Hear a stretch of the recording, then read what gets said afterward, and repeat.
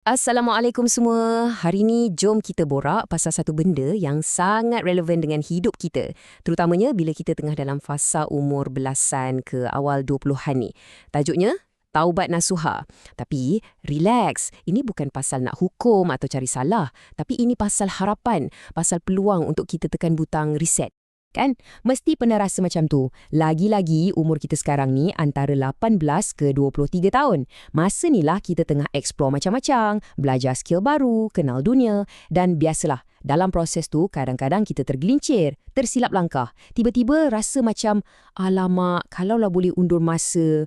Perasaan tu normal, sangat normal. Malah, itulah signal pertama yang menunjukkan kita dah sedia untuk jadi lebih baik. Dan yang menariknya, Islam faham sangat benda ni. Agama kita tahu yang kita ni manusia, bukan robot yang sempurna. Kita memang dicipta untuk buat silap. Jadi, Tuhan tak terus jatuhkan hukuman. Sebaliknya, dia bagi kita satu toolkit yang power gila untuk kita baiki diri. Toolkit ni bukan datang dari kemarahan, tapi datang dari sifat dia yang maha penyayang. Toolkit inilah yang kita panggil Taubat Nasuha. Kalau ikut Al-Quran, dalam surah At-Tahrim, ia bermaksud taubat yang betul-betul jujur, yang ikhlas dari hati. Bukan sebab orang lain, tapi sebab kesedaran dalam diri kita sendiri. Ia bukan setakat cakap di mulut, tapi satu komitmen untuk kembali pada jalan yang betul. Inilah dia, reset button spiritual yang Allah tawarkan pada kita. Tapi, kita kena faham beza dia. Ada taubat nasuha dan ada satu lagi yang kelakar sikit bunyinya. Taubat terak. Tahu apa tu? Ini taubat bila dah kantoi. Bila dah kena tangkap, dah duduk atas trak polis, tiba-tiba jadi alim. Baru nak insaf. Itu bukan taubat nasuha. Yang kita nak kejar ialah taubat yang datang dari hati. Bukan sebab dah tak ada pilihan lain. Lepas tu, ada lagi satu perangkap yang kita kena elak. Orang panggil taubat hulu golok.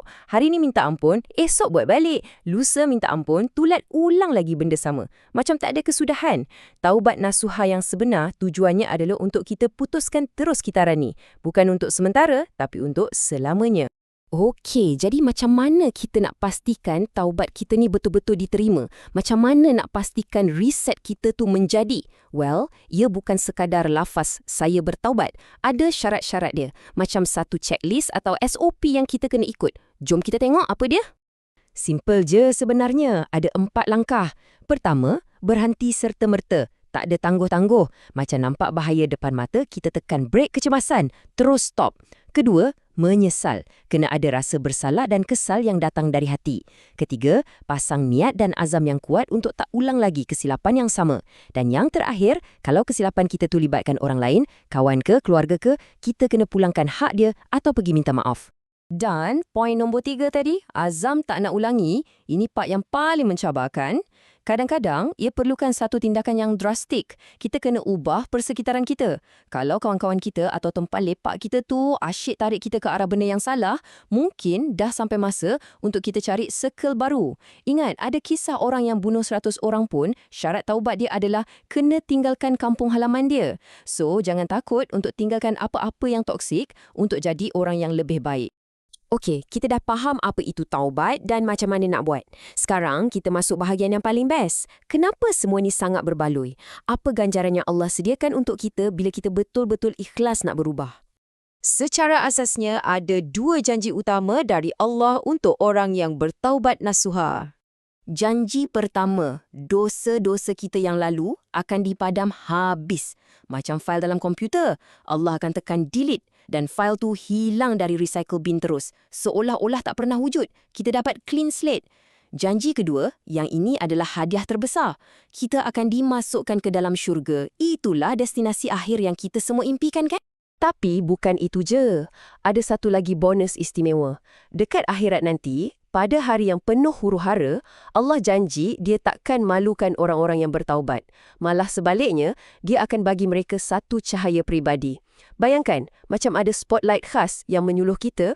Dan cahaya ni bukan untuk saja-saja tau. Ia ada fungsi yang sangat penting. Nanti bila kita kena lintas satu jambatan yang sangat gelap, nama dia titian sirat, cahaya inilah yang akan jadi lampu suluh kita, yang akan tunjukkan jalan. Sebab tu orang-orang beriman akan berdoa macam ni, minta supaya cahaya mereka cukup terang untuk bawa mereka sampai ke destinasi dengan selamat. Okey, semua ni bunyi macam besar kan? Tapi sebenarnya, kita boleh mulakan dari perkara-perkara kecil dalam hidup kita seharian. Jom kita tengok macam mana nak jadikan konsep taubat ni sebahagian dari rutin kita sebagai seorang pelajar, kawan dan anak. So, apa yang kita boleh buat start hari ni? Simple je. 1. Jangan tangguh minta maaf. Kalau buat salah dengan Tuhan, terus minta ampun. Kalau buat salah dengan kawan, terus cakap sorry. 2. Beranikan diri untuk unfollow tabiat atau kawan-kawan yang tak bawa faedah. 3. Biasakan mulut kita sebut astaghfirullah. Anggap ia macam maintenance harian untuk hati kita. Dan yang paling penting, ingat sentiasa, pintu untuk kita kembali kepada Allah tak pernah tutup. 24 jam, 7 hari seminggu, sentiasa terbuka luas. Jadi, kesimpulannya, taubat nasuha ni bukan tentang kelemahan kita, tapi tentang kekuatan untuk mengaku silap dan harapan untuk jadi lebih baik. Silap kita semalam tak tentukan siapa kita esok. Ia cuma sebahagian dari proses pembelajaran. Jadi, soalan terakhir untuk anda fikirkan. Langkah pertama anda untuk berubah, nak mula bila?